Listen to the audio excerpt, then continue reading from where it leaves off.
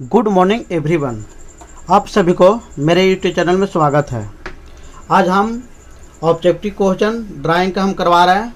यह objective question बहुत ही महत्वपूर्ण है।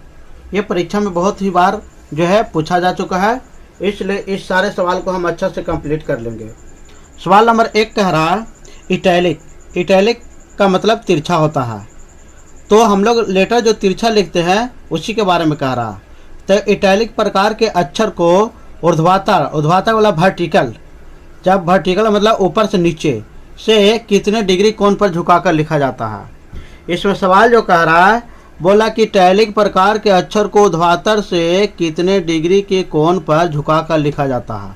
तो ये हो गया, इसका वर्टिकल हो गया, और इसमें जो हम लोग लिखेंगे तिरछे में, तो ये कितना डिग्री पर लिखेंगे। तो इसका आंसर जो हमारा हो गया, ये इस तरह से जो है ये 15 डिग्री है। अब बात करते हैं, ये थोड़ा सवाल जो है ये इसलिए समझना ज़रूरत है कि ये 15 डिग्री कह रहा है, तो ये आपको दिमाग में रखना है। लेकिन हमारा जो है इटैलिक अक्षर जो है ये अगर सीधा रहेगा, सिर्फ इटैलिक अक्षर कितने कोण पर होते हैं, तब इसका आंसर जो है 75 डिग्री होगा। कितने कोण पर एंगल हैं, कितने कोण पर झुके हैं, तो 75 डिग्री। और इसमें कह रहा है कि इटैलिक प्रकार के अक्षर को ऊर्ध्वाधर माने ये वाला से, तो ये वाला से यहाँ वाला जो हम लोग है ऊर्ध्वाधर माने 90 डिग्री, ये हम लोग कितना झुकाते हैं। तो ये हमारा जो है ये इस तरह से हो गया। आप देखिए तो ये हमारा जो है ये 75 हो गया और ये 15 हो गया। तो देखिए तो 75 ही अब 15 ही, 15 10 7 1 8 9 90 डिग्री। तो आप सवाल अच्छा से समझिए, अगर ये यहाँ से लिखेंगे तो ये 75 डिग्री हो गया, लेकिन ये वर्टिकल से लाइन जो रहेगा ये 15 डिग्री रहेगा। तो ये सवाल आपको कह रहा था, ये दोनों सवाल में बहुत कन्फ्यूजन होता है। तो वर्टिकल से कितना डिग्री रहेगा, तो वर्टिकल से 15 डिग्री, लेकिन ये हमारा हॉरिजॉन्टल प्लेन से कितना डिग्री पर रहेगा, तो 75 डिग्री। ये दोनों कंप्लीट हो गया होगा। अब आगे सवाल हम पढ़ रहे हैं। सवाल नंबर आगे कह रहा है, ए प्रकार के अक्षर की ऊंचाई को हाइट से डिनोटेट करते हैं के अनुसार दो शब्दों की मध्य की दूरी कितनी होनी चाहिए। तो ये अक्षर है, हम लोग अक्षर जो लिखते हैं के अनुपात में लिखते हैं, उसका हाइट अलग होता है, उसका स्टॉक अलग होता है। ये सारा चीज़ हम लोग एक वीडियो इस पर बनाए हैं, उस वीडियो में सारा चीज़ दिया हुआ है। तो इसमें कह रहा है कि हम लोग जो है हाइट के अनुसार दो शब्दों के मध्य की दूरी क्या होगा। यानी एक शब्द के बाद दूसरा शब्द लिखेंगे, तो मान ली कि ड्राइंग बुक लिखे, तो ड्राइंग के बाद कितना स्पेस होगा तब बुक लिखेंगे। तो कह रहा है कि एक शब्द से दूसरे शब्द की मध्य की दूरी क्या होनी चाहिए। तो ये जो हमारा मध्य की दूरी होनी चाहिए ये 6/14 इंच, ये हमारा आंसर हो गया।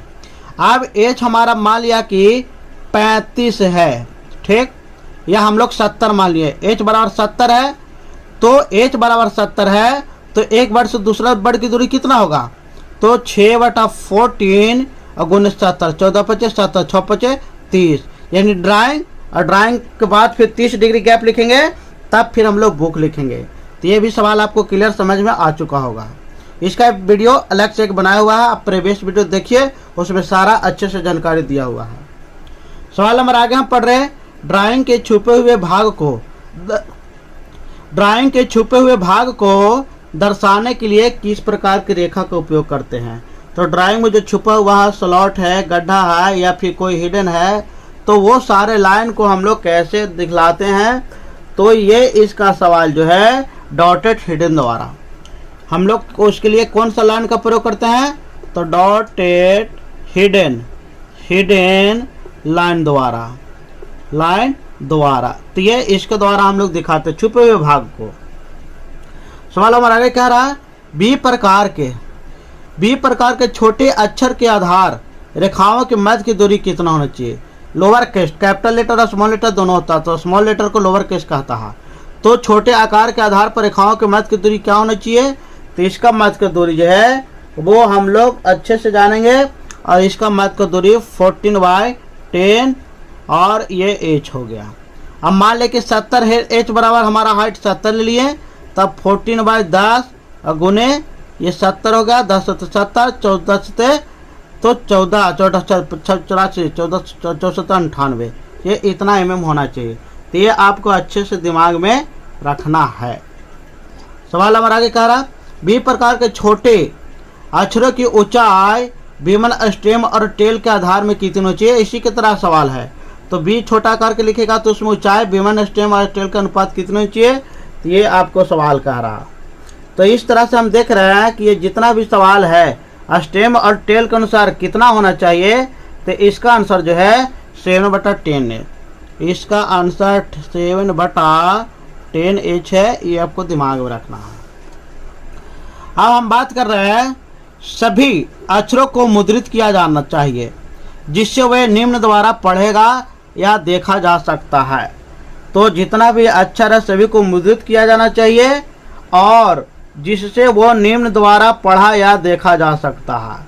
तो ये रेखा चित्र के दाएं तरफ से, ये जो हमको मुद्रित करना है किधर से, तो रेखा चित्र के दाएं तरफ से, रेखा चित्र के दाईं तरफ, ये रेखा चित्र के बाईं तरफ, बाईं तरफ रेखा चित्र के जो है ये हम लोग को देख रहे हैं, ये बाएं और दाएं तरफ हो गया। लेकिन कह रहा है कि सभी अक्षरों को मुद्रित किया जाना चाहिए जिससे वह निम्न द्वारा पढ़ा देखा जा सके।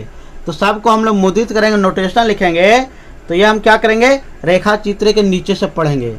इसका आंसर हो गया रेखा चित्र के नीचे से पढ़ेंगे। डायमेंशन भी नोटेशन करते हैं तो उसी तरह से हम लोग लिखते हैं। तो ये आपका आंसर हो गया रेखा चित्र के नीचे की तरफ से। सवाल हमारे आगे देख रहे हैं, अक्षरांकन ए माना के बड़े अक्षर कैपिटल लेटर CEF की डी में मोटाई क्या होना चाहिए। तो आपको ये देख लीजिए कि CDEF है तो इसका मोटाई कितना होना चाहिए, ये आपको भली भांति दिमाग में रखना है। तो इस तरह से हम लोग देख रहे हैं कि ये जो हमारा है DEF इसकी क्या होनी चाहिए, तो ये इसका हम देख रहे हैं।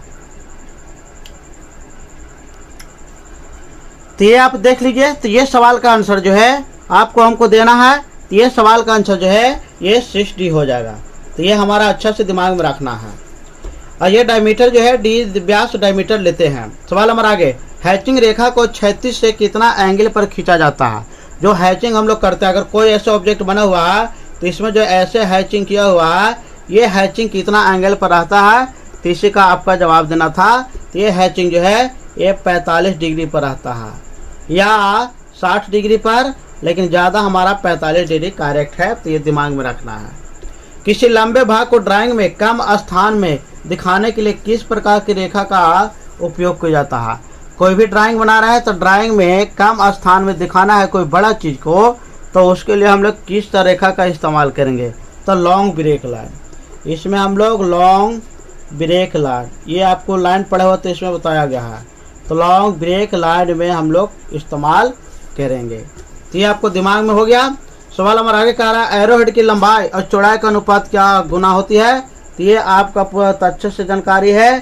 तो इसका अनुपात जो है ये दोनों का ये कितना होना चाहिए, तो ये एरोहेड वाला आप समझते हैं 3:1। तो ये आपको अच्छे से समझना चाहिए। आप सवाल हमारा आगे कह रहा है कि किसी स्ट्रोक के तिरछे अक्षरांकन में अक्षर को धवातर से दाएं तरफ कितना एंगल पर बनेगा। तो किसी भी कोण है तो उस कोण को हम लोग बनाएंगे तो अक्षरांकन में जो है कितना ऊपर तक बनाएगा। तो ये भी आपको दिमाग में रखना है ये सवाल को। तो इसका जो हमारा सवाल का जवाब हो गया ये इस तरह से इसको देंगे। तो कह रहा है कि अक्षर को धवातर की तरफ से कितना एंगल पर बनाया जाता है। तो ये हमारा जो है कितना पर कोण पर बनता है, तो ये हमारा भी इसका आंसर भी जो है ये 15 डिग्री ही होगा। वही सवाल है उसी के जैसा है। रोमन अक्षरों में अक्षर की ऊंचाई व चौड़ाई का अनुपात क्या होता है। तो जब रोमन अक्षर लिख रहे हैं तो उसमें हमारा चौड़ाई ऊंचाई 7:6 होगा। यह स्क्वायर में देखना है, लाइन में नहीं। अब कह रहा अक्षरांकन में टॉलरेंस को दर्शाने वाले अक्षर को किस नाप से लिखा जाता है। ये शॉर्ट फॉर्म उसका चलता है। तो कह रहा अक्षरांकन में टॉलरेंस को दर्शाने के लिए अक्षर किस नाम से जाना जाता है। तो ये जो है किस माप से लिखा जाता है, तो ये माप से जो लिखा जाता है ये 2 mm मिलीमीटर से हमारा जो है 3 मिलीमीटर तक, यही आपका जो है वो दर्शाने के लिए जो है टॉलरेंस का प्रयोग करते हैं। मुख्य शीर्षक अक्षर किस माप में लिखा जाता है? ये माप है मुख्य शीर्षक जो है अक्षर किस माप में लिखा जाता है? तो मुख्य शीर्षक पर जो है 12 mm में लिखा जाता है। ये गाइडलाइन प्रयोग करके लिखा जाता है। धातु विमांकन के अक्षर कितने? मात्र 6 लिखा जाता है। तो धातु विमांकन में कितना जो है वो 6 लिखा जाता है, वो है सवाल। डबल स्टॉक अक्षर किस अनुपात में लिखा जाते हैं? तो डबल स्टॉक अक्षर जो है आपको जो अनुपात में लिखा जाएगा उसको खोजना था। तो डबल स्टॉक जो लेटर हो गया वो 6:5 में लिखा जाता है। तो 6:5 या फिर हमारा जो है ये 7:5, यही 2 ऑप्शन आपका सही है। इस तरह से ये पूरा ऑब्जेक्टिव कंप्लीट हो गया। फिर भी अगर कोई कन्फ्यूजन बचता है तो आप हमारे कमेंट सेक्शन में लिखिए। हमारे चैनल को लाइक, सब्सक्राइब, शेयर कीजिए और मेरे चैनल देखने के लिए बहुत बहुत धन्यवाद। Thank you.